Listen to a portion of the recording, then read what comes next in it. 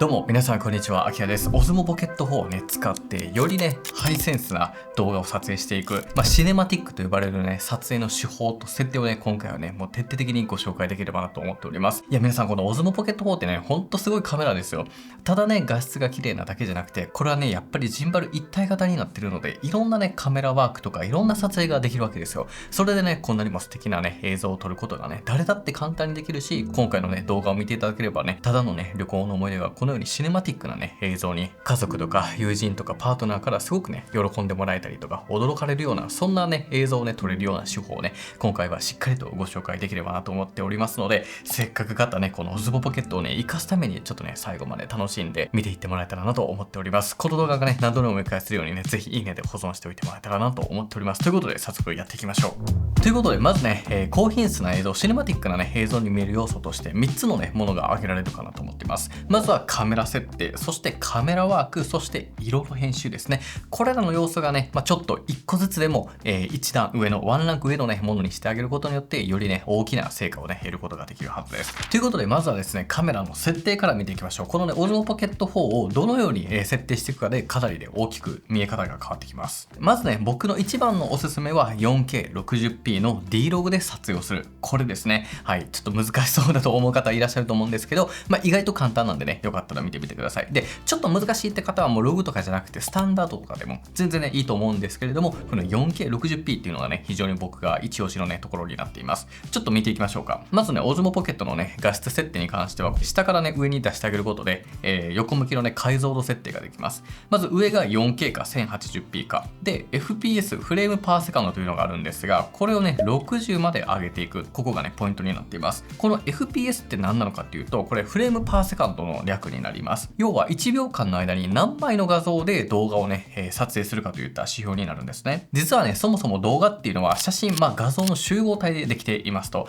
この FPS、1秒間にね何枚の画像で撮るかっていうので、見え方がね大きく変わってきます。例えば 24fps、 これがですね主に映画とかでね使われるフレームレートと言われていて、1秒間に24枚で撮影するので、1秒間に30枚とか60枚よりはあえて少なく撮影して、そのねちょっとパラパラとした感じが逆にねシネマっぽくよりね表現できるということで、スローモーションとかを使わないのであれば 24fps がね、僕はおすすめだったりするし、僕自身のこのチャンネルも 24fps で撮影しています。であとは 30fps っていうのもよく使われていて、これはね YouTube であったりとか SNS のコンテンツとかでね多く使われていたりします。であと 60fps なんですよ。これはですねスポーツの放送番組であったりとか、あとはスローモーション表現で使われることがね多かったりします。例えばですね皆さんが YouTube に動画をアップしたいってなった時に、1秒間に30フレームでいいなと思ったら 60fps でね撮影をしておけば、30コマと30コマの2個に分けることができるんですね。本来1秒間に60まで撮っていたものを1秒間に30と30で2秒間の動画にできる、これがねスローモーションの仕組みになっています。これだと 50% スローですね。仮に完成の動画が 24fps の動画であれば 40% のスローにすることができると、こういったね仕組みになっています。だからねこの 4K60fps で撮っておくことによって、こんなにもね、美しい映像をより綺麗な画質を保ったままスローモーションのね表現ができる、これがねやっぱり Osmo Pocket のね本当に素晴らしいところのね一つだと思っています。でちなみにこの Osmo Pocket 4なんと 4K240fps のね撮影もできるようになっています。 Osmo Pocket 3だったら 4K120fps に対応していますよね。ただこのねハイフレームレートと言われるよりね大きなフレームレートで撮る場合はスローモーションモードにする必要があります。少し見ていくと、ここのねビデオのモードの変更からここをですね、このスローモーションというものに選択してあげる必要があります。この状態で 4K の8倍とか、240fps、200fps とかね、こういった形でここで設定してあげる必要が出てきますので、よりねハイスローモーションにする場合はここでね、設定をしてあげる必要があります。このね 4K240fps っていうのはねもう本当に肉眼ではね絶対見れないようなスローモーション表現になるので、これで撮ってあげてもねすごくいいんじゃないかなと思うんですけれども、ちょっとね画質がね普通の 4K60 のねビデオモードで撮るよりは若干ね落ちてしまうので、僕はね、ここまでのスローモーションをやることはそんなに多くはないので 4K60 でね撮ることが一番多いかなといったところになります。ということで次はですね、撮影の詳細設定をね、見ていきたいと思います。せっかくなのでね、ちょっとプロモードでね、やっていきたいと思うんですけれども、まず動画モードにしてあげて 4K60 にしたまま、まず右からスワイプするとこんな感じで出てきますと。で、これね、多分皆さん今こんな感じの画面になってるかと思うんですが、これをプロモードというものにしてあげると、よりね、細かく設定していくことができるようになります。で、まずこの露出のオートとなってるんですが、これマニュアルにね、できる方はマニュアルにね、してあげてほしいなと思います。左がシャッタースピードと呼ばれる値。で、右が ISO とね、呼ばれる値になっています。で、これどっちが大事かというと、ISO がね、こっちだと大事かなと思っております。個人的にはね。両方大事なんですけど、この ISO っていう値が上がれば上がるほどですね、明るく撮ることができるんですよ。ただこれね、後処理というか、ちょっとカメラの感度を上げるようなものになるので、上げていけばいくほど、ちょっとノイズが出やすくなってしまいます。なので、極力低い方がいいんですね。なのでね、6400までするよりかは、一番ね、下の400で固定しておくぐらいが、僕的にはすごくいいかなと思っていて、で足りない時は800とか1600に上げていくっていうのがいいかなと思います。で、次、このシャッタースピードになるんですけれども、これ何かというと、今回動画なのでね、ちょっとイメージしづらいかもしれないんですけど、カメラってこうシャッターを切る瞬間の速さっていうのがあるんですけど、それが要はシャッタースピードが速いと、そのシャッターがこう空いてる時間がね、要は短くなるわけなので、シャッタースピードが速いと暗くなっていくと。その分、被写体がね、ブレないっていう良さがあるんですけど、シャッタースピードがゆっくりな方が光量がね、その分長い間確保することができるので入ってくる。逆にシャッタースピードが遅いと被写体が動いてる場合はブレてしまうというね、そんなこう双方のねメリットデメリットがありますと。で、僕としてはね、Osmo Pocket 4で撮るということなんで、もう ISO をね低めにしてあげて、あとはねシャッタースピードが適正になるぐらいに、ちょっと500分の1とかね、この環境だったらで、外のね日中だったら4000分の1とかまでいっちゃうと思うんですけれども、僕はでもこうやって普通にね調節してあげるっていうのでも全然いいかなと思ってます。ただ一応ですね、動画っていうのには最適なシャッタースピードっていうのは一応あったりはするんですよ。で、僕の場合はですね、フレームレートのだいたい倍ぐらいに設定しております。例えば 24fps、30fps だったら、50分の1秒ぐらいに設定しておきますと。でもそうするとこうやってめっちゃ明るくなっちゃうわけですよね。ただ何がいいかっていうと、60分の1とか100分の1とかっていうのはある程度ねこうブレが生じるんですよ。で、今見ていただいてる映像もね結構ブレてると思うんですよね。これ今シャッタースピードが100分の1ぐらいで撮影しています。で、なぜブレる方がいいかっていうと、こう皆さんにもね自分の手を振ってみてほしいんですけど、ブレてるんですよ意外とこれねパラパラしてなくてブレちゃってるんですよね。なのでこう人間がね見たそのままの肉眼の表現に近いっていう言われてるのが、このシャッタースピードがねあえてブレてる方が、動画撮影っていうところでは良かったりはするので、あんまり速すぎないシャッタースピードっていうのができるだけねこうおすすめだったりはします。ただ日中とかね、屋外に行くとシャッタースピードを速くしていかないと、何千分の1とかにしていかないともう光量が明るすぎるので ISO を下げていったとしても暗くなってくれません。なのでそういった時にこういったね ND フィルターというものがね使う必要があって、こういったものを使ってあげて、こうサングラスのような枠割りをつけてやってあげると非常にいいんですけど、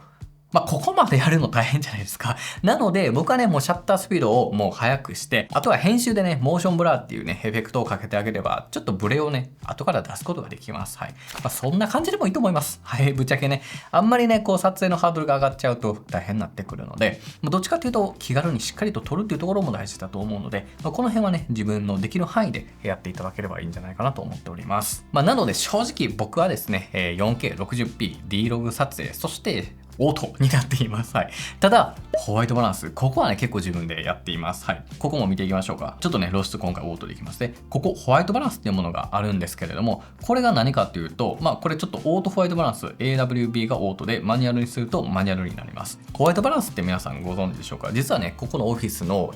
照明も今ね、1、2、3、4、5個かな入ってるんですけど、これも全部5300ケルビンで固定をしていますと。はい、でこの照明のねケルビン数っていうのが低くなっていけば、はい、こんな感じで寒色になったり高くなっていけばオレンジになっていくと。光っていうのはこの色温度っていうのがあるんですね。太陽光もね、日中はめちゃくちゃ白いけど夕方と朝日ってオレンジだったりしますよね。その光の色の温度に合わせてカメラ側でも補正というかね、合わせて撮影をねしてあげることができます。でこれをねどういう風に見ていくかっていうと、この白いものが白と認識できる、より白に近づけていくものが、一応ね、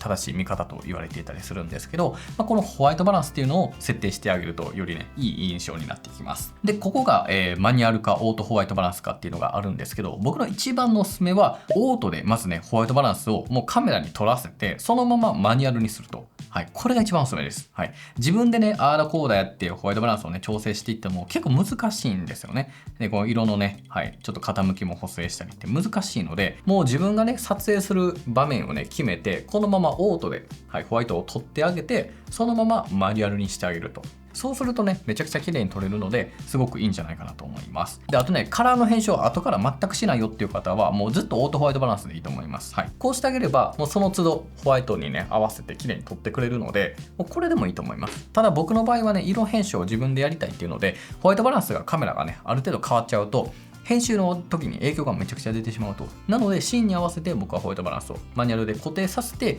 違うシーンに行ったらまたマニュアルで合わせてあげて固定してっていうようにやってあげております。で、あとはですね、先ほどから言っていたカラーの D ログというものですね。Osmo Pocket 4 D ログが入ったんですけど、基本的にノーマルのカラー、スタンダードカラーでも十分に綺麗です。10ビットっていうね、より色情報が多いので、本当にね、美しいカラー、ノーマルで今見ていただいている映像を全部ね、スタンダードのこのノーマルで撮ってるんですけど、これでいいじゃないですか。ただ、今回ね、Osmo Pocket 4はログ撮影が D ログになったんですよ。ちょっと今ね、右のこの色の復元っていうのがね、オンになっているので、オフにするとよりね、淡い状態に表示されるんですけど、これをオンにしてあげることで、一点ね、一時的にね、色を復元することができます。で、この D ログっていうのがね、本当に素晴らしくて、Osmo Pocket 3だとね、D ログ M だったんですよ。で、こっちもね、全然綺麗なんですけど、D ログがね、めちゃくちゃ綺麗なんですよ。よりさらにパワーアップして、非常にね、綺麗な色で撮ることができるようになりました。で、そもそもね、このログって何なのっていうところだと思うんですけど、実はね、皆さんが今見ていただいているこの映像も、この感じの S ログというね、ソニーのログで撮影をしています。このあえてね、眠たい感じ、淡い感じで撮影をして、後からね、自分で編集をね、このように加えていくと。カラーをこのようにね、自由自在に操っていく、自分の表現したものに変更していく。それが非常にやりやすいっていうのがこのログになります。髪の毛のカラーでいうブリーチのようなものですよね。もともと黒髪の人がカラー剤入れても入りづらいように、一回ね、ブリーチして金髪にしてあげたら色って入りやすくなるじゃないですか。仕組みは全然違うんですけど、こんな感じでね、イメージしていただければいいかなと思っています。で、このね、D ログっていうものがね、撮影できるようになっていますので、よかったらちょっとこれね、D ログで一回ね、チャレンジしてみてほしいなと思ってます。確かにね、後から編集前提になるので、このままね、完成することはできません。編集ソフトに取り込んだり、アプリ上でね、色の復元、ラットっていうね、フィルターをかぶしてあげるとか、あとは、コントラストとサイドを調整して自分でね、復元する方法があるんですけど、これはね、終盤に紹介するとして、ログっていうのは本当にね、素晴らしいね、色味で撮影できて、やっぱりね、スタンダードよりも、ちょっとね、雰囲気がシネマティックになるので、せっかくだったらこれをね、ぜひ使っていただきたいなと思っております。で、一応ね、このログっていうものがね、難しいよっていう方向けにですね、僕DJI のね、Osmo RATパックというものを作っていて、これですね、スタンダード、D ログ、D ログ M のこの3種類全部にね、対応したそのラットっていうものをね、8種類のカラーをね、含めております。これラットって何かっていうと、写真でいうフィルターのようなもの、色情報なんですけど、これをね、ワンクリックで適用してあげるだけで、こんなにもね、おしゃれで綺麗な映画っぽいようなね、シネマティックなルックを演出することができるようになります。僕ね、もう本当Osmo Pocket 3年ぐらいにめちゃくちゃ使い込んできたので、やっぱりスタンダードでも撮りたいし、で、D ログもね、チャレンジしたいっていう気持ちがあったので、もう全部ね、対応できるように作っちゃっています。Osmo Pocket 3のね、D ログ M でもしっかりと綺麗にね、色が入るように専用設計していますし、スタンダードカラーで撮っておいても、後からね、いろんな雰囲気にね、できるように調整をしておりますし、で、今回のね、D ログ、Osmo Pocket 4から搭載されたこのね、一番綺麗なログ撮影にも、ダイレクトにね、一発でワンタッチで当てるだけでこんなにもね、美しく、いろんな世界観をね、出せるようなラットっていうものをね、一応提供しておりますので、こういったものもね、使うっていうのも一つだったりするかなと思っております。はい。で、その他のね、設定として、あと僕のね、秘密のレシピを紹介しておくとですね、この上から出した設定メニューの中にですね、これ下に行くとね、ここビットレートっていうのがあるんですよ。これね、動画の画質と言っていいと思うんですけれども、めっちゃ綺麗に、一番ね、高画質で撮るなら、これ高いにしておくとね、よりね、綺麗に撮ることができます。で、これ標準だとね、データサイズが軽くなるので、あんまりね、容量を圧迫しないっていうところがあるので、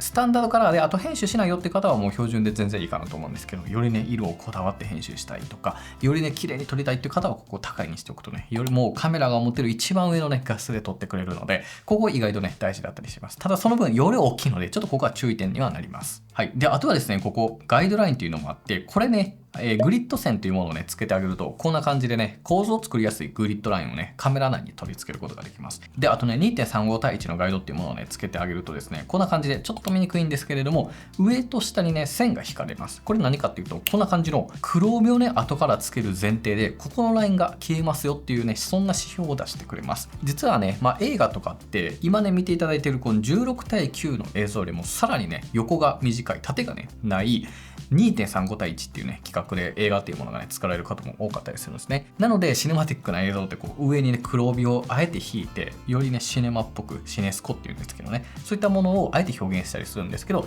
そうすると、撮影時にね、ここが大体なくなるよっていうのを指標として出しておくことができます。なのでね、このシネスコのガイドっていうのもね、使ってあげると、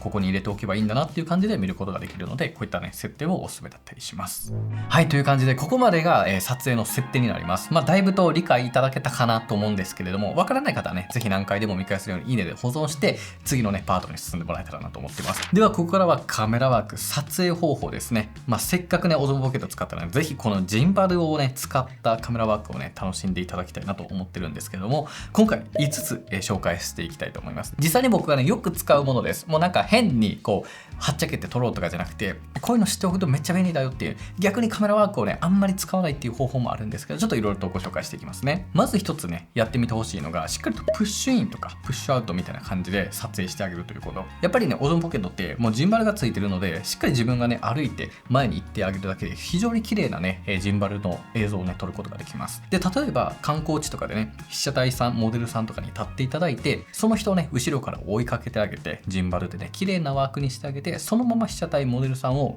抜いていくと。で、そしてその後にね、景色が映るみたいな、その感じでね、撮影してあげると、もう本当にね、映画のようなドラマチックなね、撮影ができると思います。で、これ逆もしかりで、まず景色を見せてあげて、そのままカメラをね、後ろに引いてあげて、被写体をね、出してあげる。モデルさんを後から出してあげる。こういったね、テクニックがあるんですけれども、これがね、僕結構一番ね、使ったりしています。これ結構簡単にできるしね、本当にまさにジンバルのね、ワークで綺麗に撮ることができるので、これはね、めちゃくちゃおすすめですよ。で、そして2つ目がですね、足元から顔に向かってゆっくりとカメラを上げていくと、すごく楽しい映像が撮れます。例えばですね、このように下のね、地面のところの足、歩いてる足元をね、撮影して、そのまま一緒にね、進行方向に対して進んであげます。で、そこからじっくりとね、ゆっくりと被写体のね、モデルさんというか顔の方にね、カメラを上げていって、で、そのままね、背景情報も含めて伝えていくと。で、そのままモデルさんをね、囲うようにカメラをね、回してあげて、ちょっと円をね、描きながら撮影してあげるっていうのもいいと思いますし、このね、撮影方法をすることによって、こう、最初はね、あまり情報を見せすぎない。足元とか、これ誰だろうっていう風に思わせて、そこから徐々に情報を出していく。そうすると、こういった場所で、こういう人を撮っていたんだ。ここからどんな物語が始まるのかなみたいな感じで、表現をね、することができたりするんじゃないかなと思いますので、どうしてもね、家族とかパートナーとかをバッて撮りたいところをちょっと抑えて、あえてね、あまり見せないところから撮ってあげたりするとね、非常に有効的なんじゃないかなと思っております。で、続いて3つ目がですね、このオズモポケット4というのはめちゃくちゃ軽いので、三脚とかを使ってね、ドローン風のショットを撮るっていうのもね、非常におすすめです。僕はね、ちょっとこういったね、三脚を使っているんですけれども、これね、めちゃくちゃ安い3000円ぐらいで買えるんですけど、これ、後ほど紹介するね、カメラワークにも使ってるんですけど、どんな三脚でもいいので、こういう風にね、取り付けてあげてですね、で、こんな感じでオズモポケットをね、こう高く上げてあげると。で、そのまま、ちょっとね、上から撮影してあげるみたいな感じにすると、オズモポケット4のね、画角って非常に広いので、こんな感じのドローンショットのようなね、映像を撮ることができるようになります。結構良くないですか？やっぱりね、広角のレンズをね、搭載していることによって、ダイナミックなね、場所とか、こう景色がいいようなシーンでは非常にね、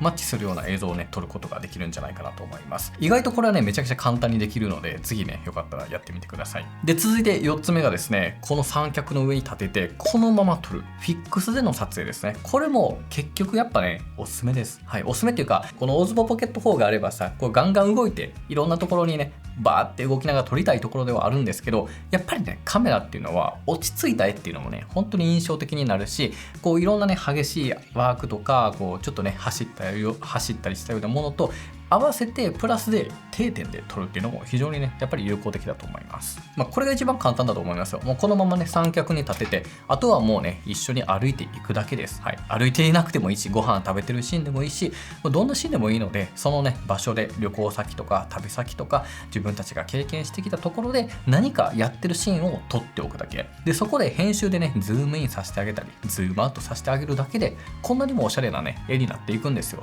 どうでしょうか？めちゃくちゃ良くないですか？ダヴィンチリゾルブとかだったらねダイナミックズームエフェクトっていうのがあって、もうこれワンタッチで押すだけでこんな感じのね、映像を撮れるようになるわけなんですけれども、こういった定点での撮影意外とねめちゃくちゃおすすめです。でこれのねコツとしては構図をねしっかりと、こだわって撮影するっていうところにはなりますので、なるべくね真ん中に、何か物語を置いてあげるっていうのがねやっぱりいいかなと思いますし、あとは背景情報をねしっかりと綺麗に入れてあげると非常にね綺麗なね映像に仕上がるかなと思いますので、このねいろんなワークをしていくっていうもののプラスで定点で撮ってあげる、これをね混ぜることによって非常にねいい映像にね仕上がっていくんじゃないかなと思っております。はい、というわけで最後5つ目になるんですけれども、これはアクティブに 4K240fps を使うということですね。Osmo Pocket 3だったら 4K120 でいいんですけれども、この120とか240っていうのは要はハイフレームレート、もう本当に速いねフレームレート、高負荷なフレームレートになるので、もうそのスローモーション表現がめちゃくちゃスローになるんですよ。 4K60 の 40%50% スローに比べてもう8倍10倍になってくるのでめっちゃスローになるんですね。でこういったスローはもうねアクティブに動いていかないとスローが伝わらないので、もう走ったりとかワンちゃんを追いかけたりとかそういう風にね撮ってあげてください。もうこれはねワンちゃんとね、なんか遊ぶ時とか子供をね走ってる子供を撮る時とかね、そういった時にめちゃくちゃ使えます。僕はねちょっとお散歩中にね愛犬のテリーをね撮っていたりしたんですけれども、めちゃくちゃ可愛いんですよ。このスローモーションでねやっぱりなかなか撮れないと思いますし、それでねジンバルでねこの手ブレを防いだ状態で撮影することができるので、ちゃんとスローモーションをね活かすという意味でしっかりとねアクティブに撮ってあげてほしいなと思います。でここでのコツとしては基本的にこう並走というか、なんかこう一定のねワークだけじゃなくて、例えばちょっとねこう円を描いていく、なんか回り込んであげるような風にカメラをね動かしてあげてください。そうすると背景がねガーって動きやすくなるんですね。それでこうカメラがこうダイナミックに動いてる感じが伝わるんじゃないかなと思いますので、僕はね普段からよく気をつけてることなんですけど、ただのまっすぐ横だけじゃなくてちょっとこうグワッと